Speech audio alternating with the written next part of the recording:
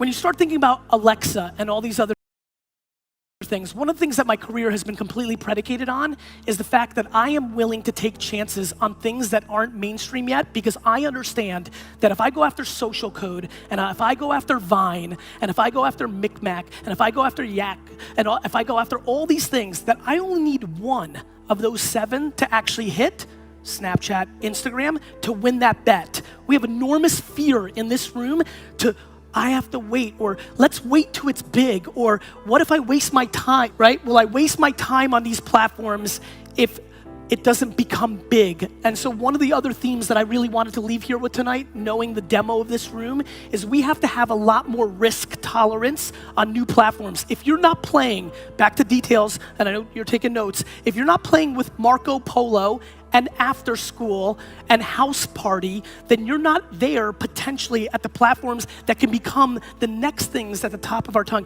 How many people here, let's be really honest.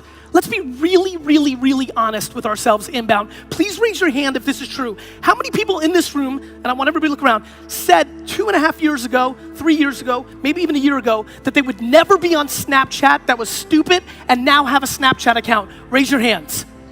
Raise it high, higher. This is where all the action is. This is where all the action is. This is the opportunity in this room. But we continue to downplay. We continue to downplay the upside because we fear the risk of being on there and wasting time. If you have not achieved what you want to professionally or in life, time is the number one thing you've got. You need to deploy as much of that as humanly possible. That is the asset. When you have not achieved the things that you want to happen in life, and it is because of time that you haven't wanted to put into these platforms or worlds, that is a massive mistake. It's the one asset you have. Not everybody in this room has money. It's true. You agree, right? So are you gonna work your fucking face off? Thank you. It's the one thing we have. It's the one thing we have because everybody wants to come up with excuses. I spend my life reading excuses on social media and my inbox. I'm this, I wasn't born that way, I wasn't born here, this, I'm a female, I'm an immigrant, I'm a minority, I'm a transgender. Excuses. Reality, by the way, I truly believe those are disadvantages. I'm not naive to the shortcomings of this country. The problem is, nobody cares. The market doesn't care. So we sit and we dwell, and that's what do you think we've been doing for the last month? And what we're gonna do tomorrow morning, we're gonna dwell and complain, and that's utter defense instead of going on the offense. And so we spend unbelievable amounts of time dwelling and wasting our time on dumb shit. Like people literally email me and say, you're so lucky, and I wish this was happening to me. And then the third tweet or the third Instagram post is, awesome Saturday. Stayed home and watched an entire season of fucking Game of Thrones.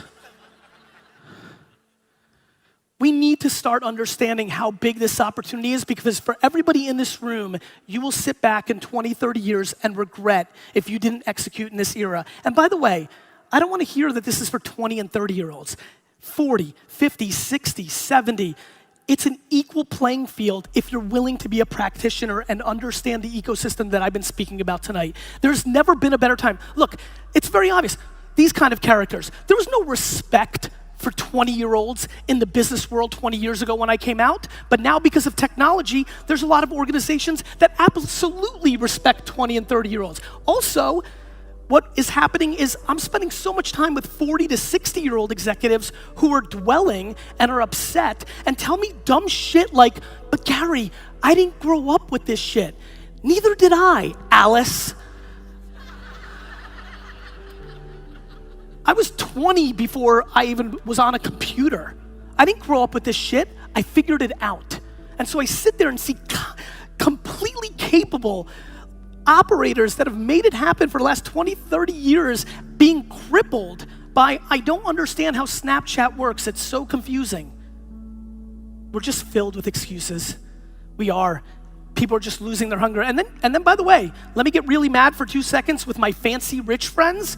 The thing that I'm completely blown away by, that I had no idea was going on in capitalism and meritocracy, is once you get rich, You actually try to spend your dollars to create laws that allow you not to work and still hold on to your money. 100%, right? I mean, I'm blown away by this. You were benefited because in your 20s to 60, for 40 years, you grinded and out-executed somebody and you were able to make lots of money. But now that you're tired and you're finished and you're older and don't want to put in the work, you don't want the next young buck to come along and eat your lunch. That's not how capitalism works. It's true. It's just not. And so we have all these trends, and we have the great fortune of living in an era where things have been really good for a very long time. And so I walk around the world, and I told my wife, Lizzie, I'm like, Lizzie, listen to me. I don't care, clearly, because I was such a shit student, what the kids do at school, but please, they can't be in programs where we give away 7th place trophies. I have no idea who wins the election tonight, but we need to fucking ban 7th place trophies in America. And so we have all these macro situations going on, and not to mention, for a lot of people here under 30, you haven't been in the game during an economic downturn because things have been very cushy for the last 7 years, where if you're 23 years old and you have an idea, your company's miraculously worth $4 million.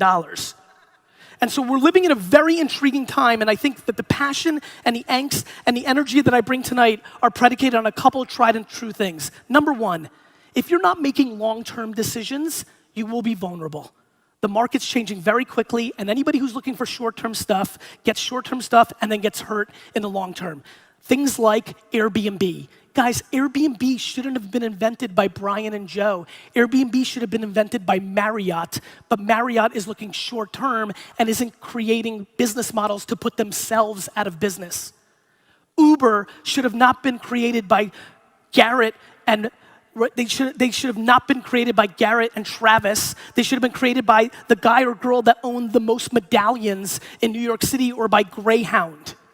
If you sit here tonight and you're doing well, you're in danger because there's somebody young and hungry that has the internet, which is a platform that creates a zero cost to get into the game, that's coming after your shit. So if you don't do what I do, which is wake up every single morning and try to put yourself out of business, somebody else is gonna do it for you. It is much more fun, my friends, to put yourself out of business than have somebody else do it for you. And so please, if you're cushy, who's cushy? Raise your hand if shit's going real well. Jesus Christ. 3 people raised their hand. I think you need to shut down this fucking, you're doing good? Awesome, man. What was that? I was like, you doing good? You're like, yeah, we're doing okay. Yeah, always.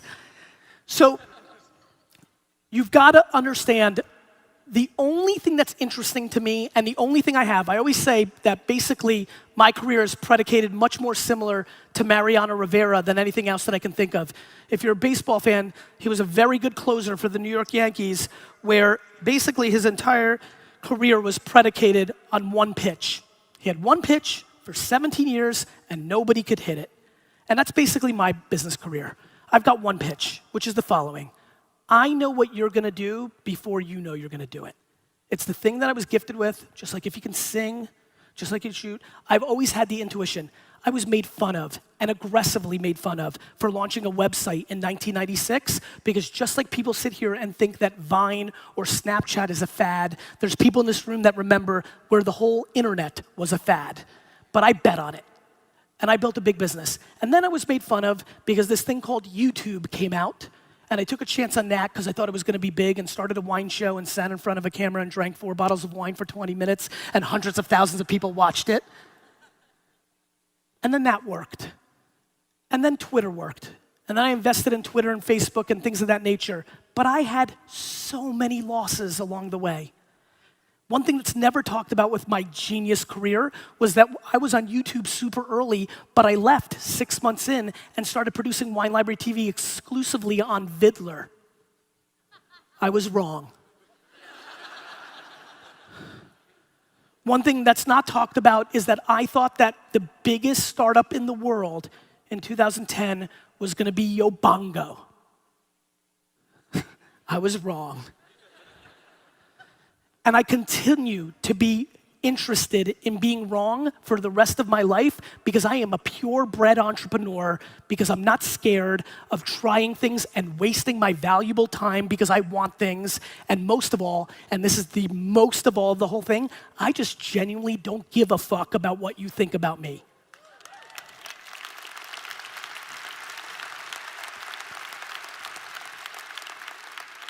Balanced with, I really care about what everybody says about me. And in that friction, and I mean that, you have to deploy real ego and real humility around this course because we live in that world. But if I could inspire anything in the time that I was here today, it's very simply this. Please do me one favor. I'm gonna wrap it up with this, and this matters so much to me. Please, whatever it takes, call your grandmother, go to your great-grandfather's burial spot, go back to the old country, go to a shelter, do something that recalibrates your perspective on what is actually going on here. We have never had it better. My friends, I'm gonna leave you with a very interesting data point. You guys like data? Who likes data? Great, let me give you some fucking data. More people in America will die from a coconut falling out of a tree and hitting you on the head and killing you than terrorism. Yeah.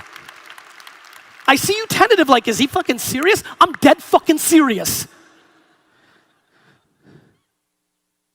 Kids 7 to 11 watch more Twitch esports than all the 4 major sports combined.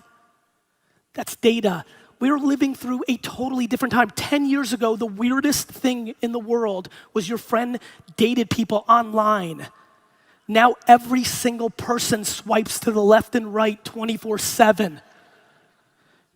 And so the trends in our society have changed. And either you're gonna sit here and binary, this is a black and white conversation, either you're gonna leave here and understand how fucking awesome it is and you're gonna take full advantage of it and be a winner, or you're gonna sit and dwell on all the negatives of it and be a losing player. It's just the truth. It's not complicated. It's not fun for me to say, I don't want you to lose. I desperately want you to win, but this is on you.